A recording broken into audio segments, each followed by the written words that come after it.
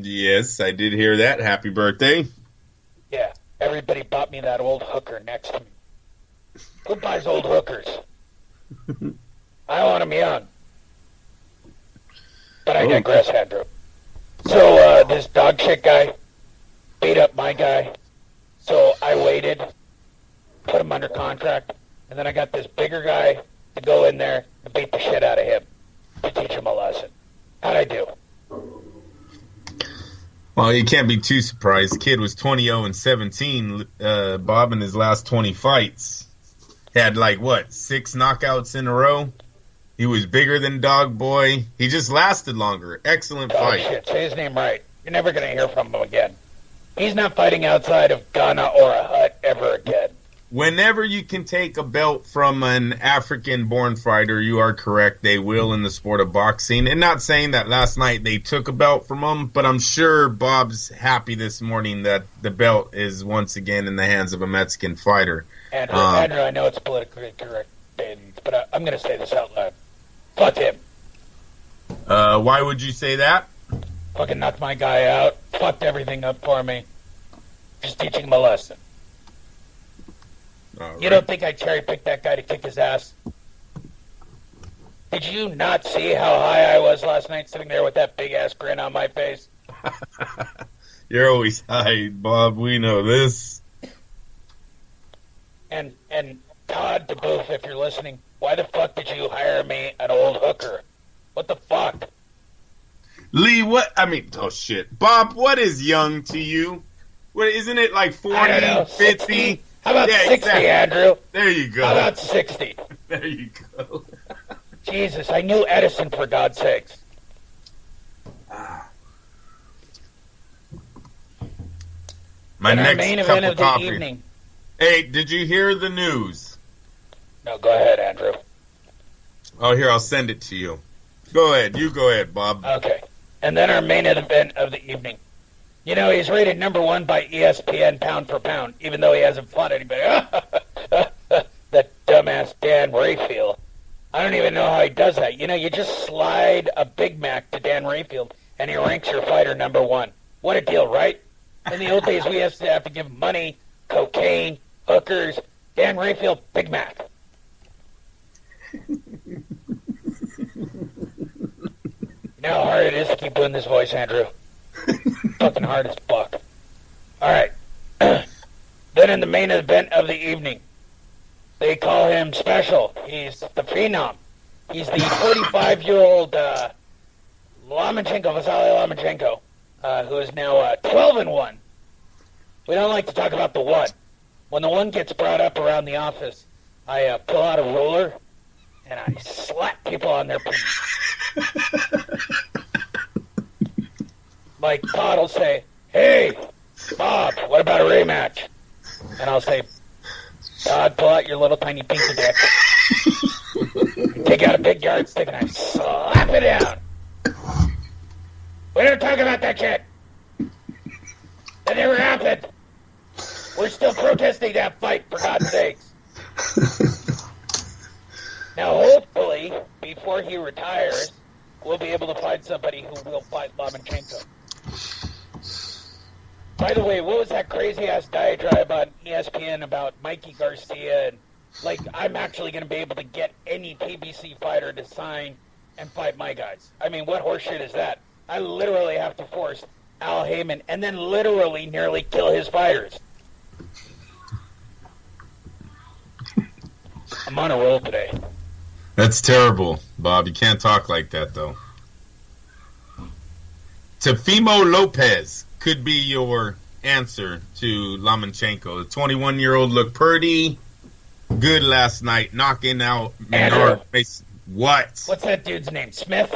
Mason Menard. No. The guy that Andre Ward jump shipped and now that was doing the pre-show commentary. Smith. He's got. He thinks he knows about boxing. Mm-hmm. You know the guy I'm talking about? Yes, Stephen A. Smith. Stephen A. Smith. That's the fucker's name. Jesus Christ. He knows about as much about boxing as I know about warts on my ass. According to the hooker, I have quite a few warts on my asses. it did look like Andre Ward dropped a few face expressions that would say the same thing that you're saying. There was a few times Stephen A. Smith caught him off guard, too. Yeah, we were going to have to hire Dan Rainfield. He's really cheap, as I said before, Big Macs. He likes Olive Garden. Can you believe that shit? Likes the Olive Garden, too. Got him a couple of gift cards for that. We were going to put him in the Andre Ward role, and then Andre came along because he didn't have the HBO gig anymore, and we were able to pick him up for $50. Said times are hard. He was and Andre Ward, I see him fighting again very soon. Well, when I got to the theater at Madison Square Garden, he was out front collecting change. And I said, hey, here's a 50 spot. Want to work? Cleaned his ass up, got him a suit.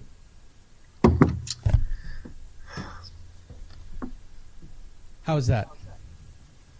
Very good. Did you watch the fight? Yeah, I did. I watched him, Andrew. I did. And in fact, what would you like to know? I think Dog Bow, now that I know how to say his name correctly. It's Doug Bow. Bow, they say Bow. It's Doug Bow. I know it's Dog Bow, but they said Dog Bow. Hey, did you get my text message? Andrew, it's dog shit.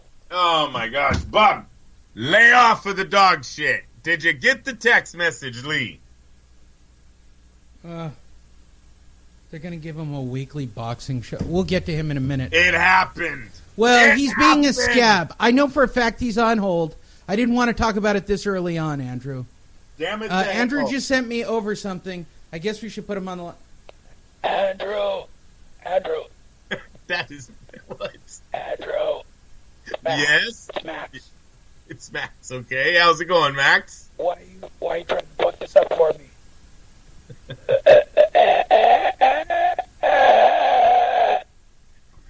What is that? My throat. Now you're just playing around. Ay. Look, Lee's gonna lose his shit.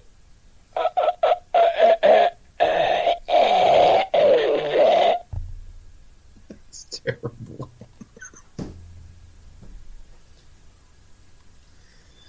My favorite part of last night is watching Roy Jones bail on words because he was about to cry. He was starting to use big words on his explanation about being on the team, and he bailed out of sentences because either the words were too hard or he was too drunk. You're so stupid. It's an emotional. It was not emotional. It was funny. I laughed my ass off. I sat in my chair, came home from my music last night, laughing my ass off. I laughed, Eddie. Ha ha! Laugh my ass off. I didn't even watch it. Goonie goo goo, Andrew. Goonie goo goo. We knew Lampley was going to break down. All right, let's cover the first set of fights. He cried in bed last night. You know that, right? Goonie goo goo. You know that man went to bed crying. His pillow was wet by the time he fell asleep. All things have a beginning and all things have an end. I like to quote the great F. Scott Fitzgerald. If you're banging a hooker, remember, she's a hooker until she's dead, and then she's a call girl. What? Dude, their speeches last night were fucking crazy people talking. We'll get to Max. He's still on hold. I just like leaving him on hold. All right. New York City last night, WBA lightweight champion Vasily Lomachenko wanted to unify lightweight world titles. After 12 rounds, he got his wish. Although the WBO champion, Jose Pedraza, sure didn't make it easy for him and halted Lomachenko's 8-bout knockout streak in the process. This is where I insert between the press release, because it was a boring-ass one-sided fight, bruh. Lomachenko defeated Pedraza via unanimous decision in front of a sold-out 5,312 people. Good Lord. Why would you put that in the press release? At the Hulu Theater. If you looked at the venue, though, that's probably all the building fit, so it looked packed. Well, yeah, the theater always looks big. Yeah, I get that. Yeah, so it looked good on TV. The Hulu Theater. Do you watch the Hulu, Andrew? Do you use the Hulu? No. I do. the Hulu Theater at Madison Square Garden to unify world titles for the first time in his illustrious career. Just for those of you who didn't care about watching it or, like me, hit fast forward to the end, the scores wound up being 119-107 and 117-109 twice. Why? Because Lomachenko beat the living shit out of Pedraza. You could stop literally at any round during this fight and watch Lomachenko launch shots through this dude's guard. Lee. Yeah. A little closer fight than that. No. Pedraza showed up last night. Okay, for a lot of people saying this kid wasn't going to do anything against Lomachenko, they had this fight wrong. He didn't show him any respect, and I like that from him. You know, he went in there, he fought his fight, defense was on point. Yes, did he get hit? Of course. But he's fighting the best fighter in the world. To go 12 rounds with Lomachenko is him advancing in his career right there. He learned a lot last night. He knows what he has to tighten up now. He fought the best in the division, and he moves on. This was not a setback for Pedraza, though. I do believe this is going to get him some more main events for Top Rank, some more big fights. He's possibly Andrew? Yes. No. Yeah. No, he's possibly Andrew, lined let me tell you what happened. Obviously, someone didn't watch last night. Andrew, I'm going to tell you what happened. All right? So before the fight, I was talking to Vasily. Yeah, you guys' eye look kind of and he didn't get me anything for my birthday. So I pulled my payoff to Pedraza, and he didn't take a dive as Bob, all the other fighters did. Lomachenko did not look like the Matrix last night. Eye was swollen. He was scratched on both sides of his face. This kid was landing shots. Good body work. Was putting in a hell of a body work. You know, for what Lomachenko pulled off in that 11th round, it's the 11th round. And you know what? I'm going to tell you, I thought Lomachenko was playing it safe early because of this shoulder injury. Going into the fight, Lomachenko was in an interview where he said he was still nervous about the injury. And, you know, the ESPN guys, all of them were kind of brought it up that that's not a good mentality to take into a fight, especially when you're fighting a champion with only one defeat. 5-inch reach advantage. I think it showed up early in that fight. You seen Lomachenko was being a lot more technical in this one, not as reckless with his combinations, you know, going side to side, coming in with different angles. But then in the 11th, it all went away. In the 11th, when he hurts him, I believe they counted 42 power shots were landed in that round. Just absolutely destroys this Pedraza kid in this round. And it was kind of sad because the kid had done such good work leading up to this. I felt he was going to have a big championship rounds. Lomachenko was breathing through his mouth. His mouth was open. He was taking punches because Lee, let me tell you, the kid was playing it. If he touches you, he's in range. So he would fire 4 back, and he's hitting him at least 2 times.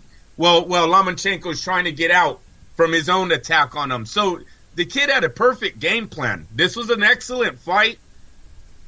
But in the 11th round, I don't know what happens, man. He hurts this guy, and then he just brings it on like a terror. I don't know how Pedraza got through that round. He took a lot of power shots. He was stumbling everywhere. And in the 12th round, yes, Vasily was coming forward, but I think he was fine with the knockout. He had proved his point in the 11th, what was happening. At no point, Lee, did I have Pedraza winning this fight. But like I said, I thought the championship rounds were going to go a lot different because of the body attack that he was able to show that could land on a fighter like Vasily Lomachenko. You know, they always say the head can move, the body stands still. Pedraza showed that blueprint last night. You put way more thought into that fight than I did. Because it was a good fight, Lee. This was an excellent fight. Lee, listen. Yes, they were both champions. I thought it was a lopsided Vasily Lomachenko fight. He is winning rounds. You know, like you said, we're jaded when we score, right? So we're giving Lomachenko rounds because we know he's the top-ranked golden boy. Doesn't mean they weren't close. Pedraza he didn't know how to take it to